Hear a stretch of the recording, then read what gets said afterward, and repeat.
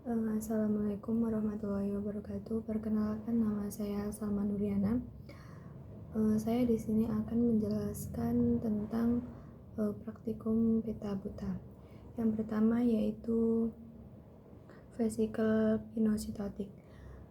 Vesikel pinositotik berfungsi dalam proses transport molekul dari luar ke dalam sel yang berbentuk cairan. Selanjutnya, lisosom. Lisosom adalah kantung kecil bermembran tunggal yang mengandung enzim pencernaan.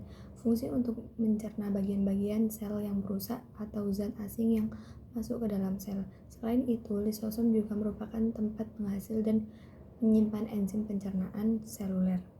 Selanjutnya, vesikel Golgi. Vesikel Golgi merupakan salah satu organel yang terdapat pada sel makhluk hidup yang terdiri dari cairan tertutup oleh membran lipid bilayer.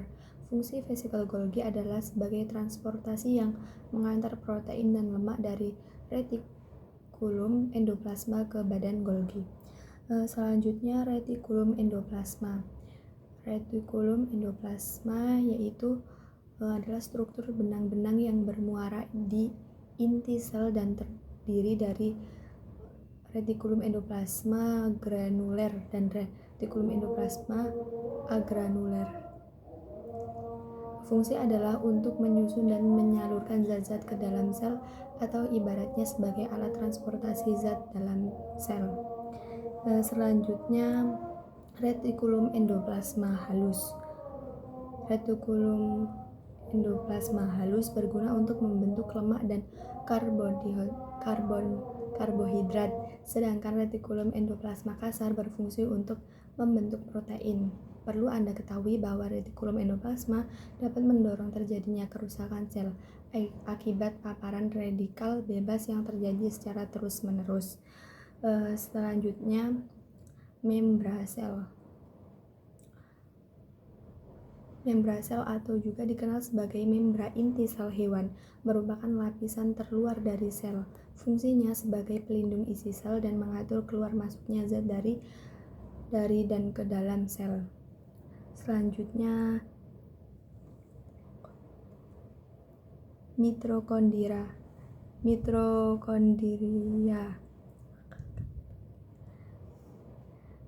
Mitokondria yaitu merupakan bagian sel yang memiliki membran dari dalam dan luar seperti cerutu dan berlekuk-lekuk.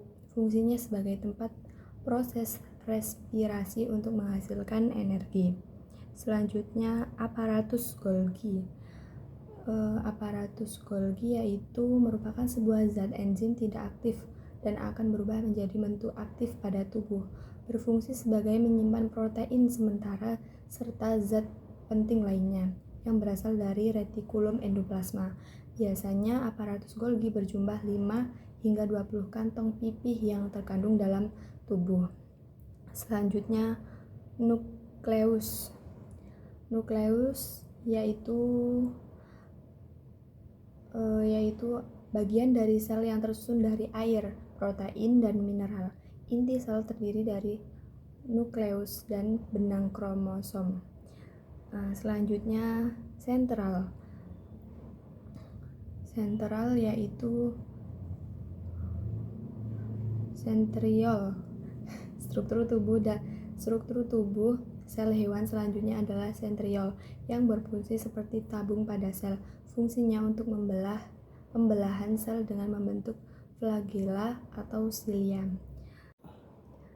Selanjutnya yaitu mikrotubulus berperan penting dalam pergerakan sel, terutama dalam mengarahkan pergerakan sel dengan polimerisasi dan depolimerisasi, serta sebagai pembentuk dasar alat gerak silia dan flagella. Peran dari mikrotubulus terhadap pergerakan ini adalah dalam menentukan polarisasi sel. Selanjutnya, sitoplasma. Sitoplasma yaitu bagian cair di dalam sel yang berfungsi sebagai pelarut zat kimia serta menjadi media terjadinya reaksi kimia sel. Bagian dari struktur sel hewan ini juga berfungsi untuk menjalankan fungsi-fungsi kehidupan atau metabolisme. Yang terakhir yaitu ribosom. Ribosom adalah butiran bulat yang melekat sepanjang retikulum endoplasma, meski ada juga yang bebas di steoplasma. Fungsinya sebagai tempat untuk sintesis protein. Mungkin cukup sekian dari penjelasan peta buta dari saya. Kurang lebihnya mohon maaf.